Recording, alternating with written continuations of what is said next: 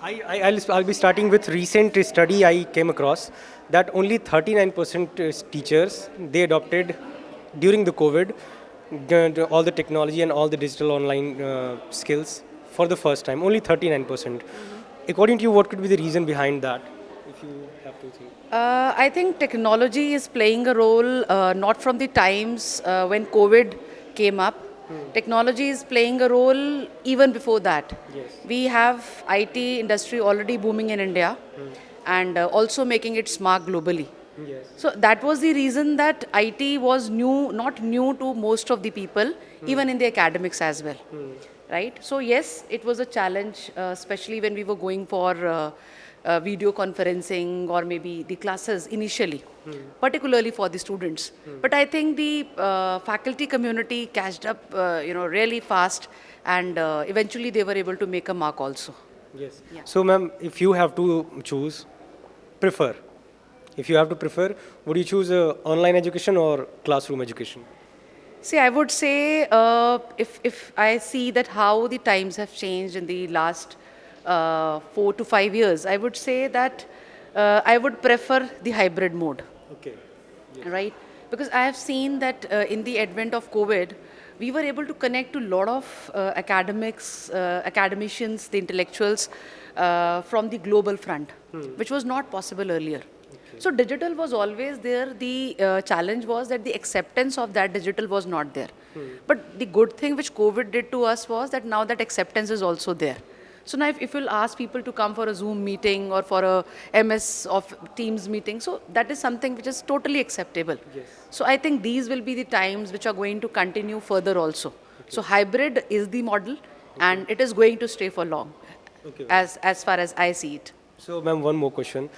We are listening about industry academia gap. So, I just want to know that somehow both of them are responsible. Yes. So, according to you, what could be the solution of this gap to bridge it? Yes, industry academia gap is still there. Though there are many universities, though there are many institutes who are now trying to take a collaborative approach. But I think that approach has to start right from the stage when we are planning the curriculums, when we are thinking of how we have to execute all those syllabi or the certification program in classes, and that should be in line with the industry, right? Whatever course we are coming up with, whatever certifications we are coming up with. So we should have, some people, experts, seasoned people from the industry who are guiding us throughout that what should be the inputs, right? What are they exactly looking at, right? So what we do is that we prepare the students in our own way.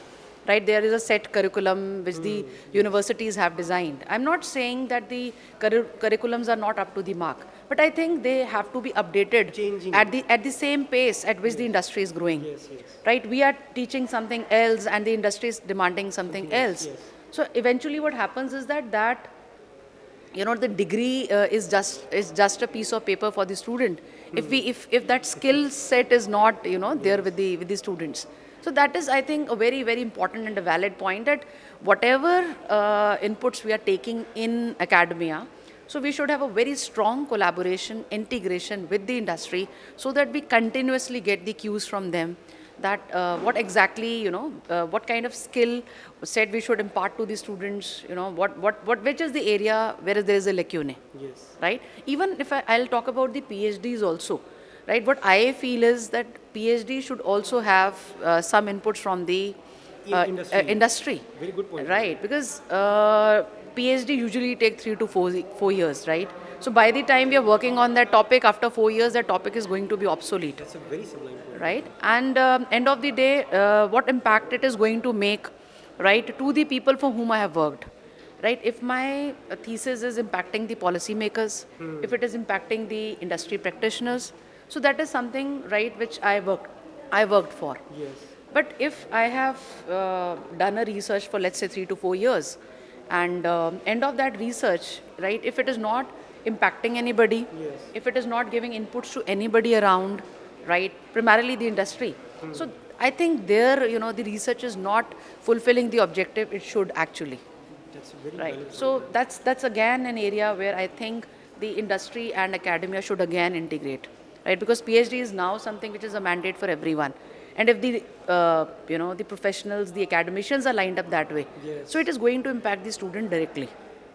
Thanks a lot for bringing and begetting this point, ma'am. Actually, I would say that you are bringing forth this point that yes, PhD scholars should also be somehow coupled with the industry as well. Right, right. Thanks a lot for bringing this point, ma'am, and thanks a lot for being Thank you here. so much. It was pleasure to attend this conference, and all the best to each one of you and all the organizers who have put up a tremendous show. Thank you so much. Thanks a lot, ma'am. Yeah. Pleasure was all of us. Thank you.